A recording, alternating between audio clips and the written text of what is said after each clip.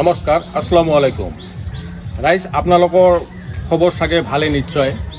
তো ৰাইজ আজি আপোনালোকে আমাক যিবোৰ ভিডিঅ'ত সহায় কৰি আহিছে, লাইক শ্বেয়াৰ কমেণ্ট, তো সেইবোৰ উৎসাহ পাই আজি আমি গোৱালপাৰা চহৰৰ মাছমজিয়াত কাৰবলাত আন এটা পৰিয়ালত, এটা খুব দুখীয়া পৰিয়ালত আমি অকণমান মুখত এটা হাঁহি দিবলৈ আমি আজি আগবাঢ়ি আহিছোঁ। আপোনালোকে চাই থাকক। আমি এতিয়া কাক হাঁহি দিবলৈ যাওঁ, কাক কেনেকৈ হাঁহি দিওঁ, মানুহজন কোন, কেনেকুৱা, আমি তেওঁলোকৰ লগত আপোনালোকক পৰিচয় কৰি দিম। আপোনালোকে আহি থাকক মোৰ লগত।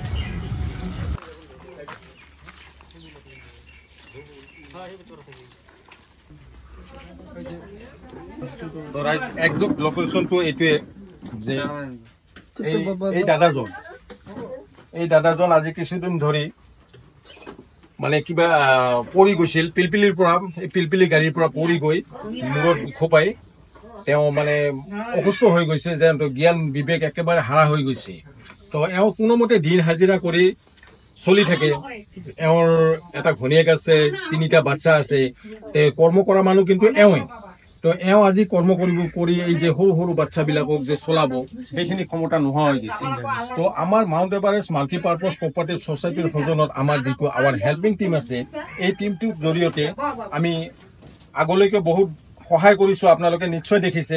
আজিও আমি এওঁৰ খবৰ পাই আমি এওঁৰ ওচৰলৈকে আগবাঢ়ি আহিছোঁ। তেওঁৰ মানে চলা ফুৰাত খুব কষ্ট হৈ গৈছে। এওঁলোকৰ মুখত যেন এটা হাঁহি নোহোৱা হৈ গৈছে। এওঁৰ বুলি নহয়, এওঁলোকৰ সমূহ পৰিয়ালটোৰ এই যে সৰু সৰু বাচ্চাবিলাক আপোনালোকে নিশ্চয় দেখিছে। তেওঁলোকৰ মুখত হাঁহি এটা দিবলৈ আমি ইয়ালৈকে আগবাঢ়ি আহিছোঁ। তো এতিয়া কি আগবাঢ়ি দিওঁ, কি দিওঁ আপোনালোকক দেখুৱাওঁ অকণমান। তাৰমানে দিন প্ৰয়োজন বস্তুখিনি, যিখিনি নেকি খোৱা লোৱা সামগ্ৰী, যিখিনি প্ৰয়োজন আছে, তেওঁলোকে এইখিনি বস্তু যোগান ধৰিব নোৱাৰা হৈ গৈছে। কিমান দুখৰ বিষয় হৈ গৈছে। তো আমাৰ চেনেলৰ জৰিয়তে আমি কিছু এটা সহায় কৰিম। আপোনালোকে চাই থাকক।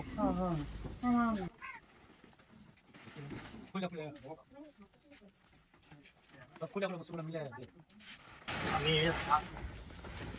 চাউল দিছোঁ, আমি কণীও দিছোঁ।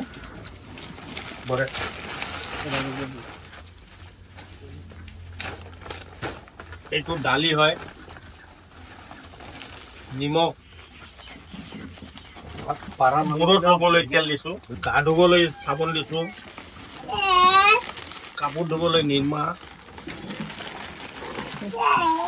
এয়া সৰু সৰু বাচ্চাবিলাকৰ কাৰণে বিস্কুট আনিছোঁ। এইবিলাক মিঠাতেল হয়, জলকীয়া, হালধি গুড়া, এইটো চাহপাত চাহ খাবলৈ, এইটো চেনি হয়, পিঁয়াজ, এইটো এভৰিডে, এইটো আলু হয়, এইটো আৰু চয়াবিন হয়, আৰু লগতে এটা মুৰ্গী দি দিছোঁ। এওঁলোকক আমিয়ে নহয়, এওঁলোকৰ গাঁৱৰ বাকী মানুহখিনিয়েও এওঁক যথেষ্ট সহায় কৰিছে। গাঁৱৰ মানুহ, আনকি এই ঘৰটোত যে এওঁ আছে, এইটো ঘৰ কিন্তু ভাড়া ঘৰ।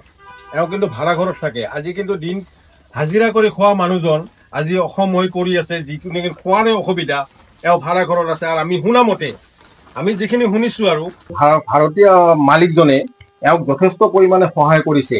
আমি শুনামতে তেওঁৰ পৰা আজি 4-5 মাহ ধৰি এওঁ যে বেমাৰত ভুগি আছে, বা এই যে পৰি যে অসুস্থ হৈছে, তো এওঁৰ পৰা ভাড়া লোৱা নাই বুলি আমি এটা গম পাইছোঁ।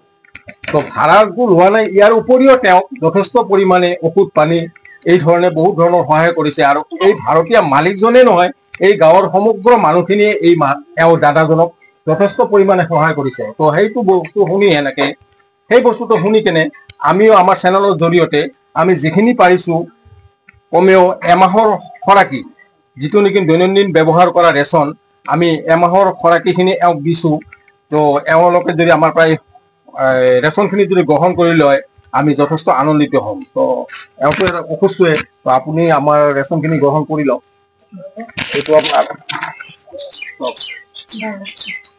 তো আমাৰ ৰেচন, এইখিনি সমগ্ৰ সামগ্ৰী আপুনিতো দাঙি লোৱাটো সম্ভৱ নহয়, লাহে লাহেকে ঘৰত সোমাই ল'ব।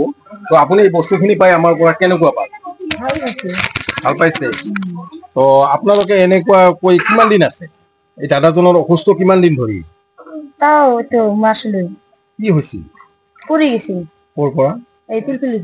পিলপিলিৰ পৰা পৰি যায় তেওঁ কি অজ্ঞান হৈ গৈছে? তো আপোনালোকে এনে ডক্টৰক দেখুওৱা নাছিল? দেখাইছে। ক'ত? এই যে ফাৰ্ষ্ট হৈছিল গোৱালপাৰাত, হোৱা নাই, পাছত নিলো বৰপাটাত, বৰপাটাত হোৱা নাই, পাছত নিলো গুৱাহাটী। এতিয়াও সুস্থ হোৱা নাই? না, গুৱাহাটীত। তো আপোনালোকে ৰাইজ গমেই পালে, এওঁ হ'ল এই দাদাৰ বেগম। তো বেগমে কোৱা মতে আমি যিখিনি বুজি পালো যে এই দাদাজন আজি 3-4 মাহ ধৰি অসুস্থ হৈ আছে, কিন্তু গুৱাহাটীতো লৈ গৈছিল বুলি আমি শুনিছো। তো যিমানখিনি ধৰ চিকিৎসাৰ কাৰণে টকা পইচাৰ প্ৰয়োজন আছে, তেওঁলোকে ধৰ দুখীয়া মানুহ, দৈনন্দিন কাম কৰি হাজিৰা কৰি খোৱা মানুহ, তেওঁলোকেতো ইমানখিনি চিকিৎসা কৰিব নোৱাৰে।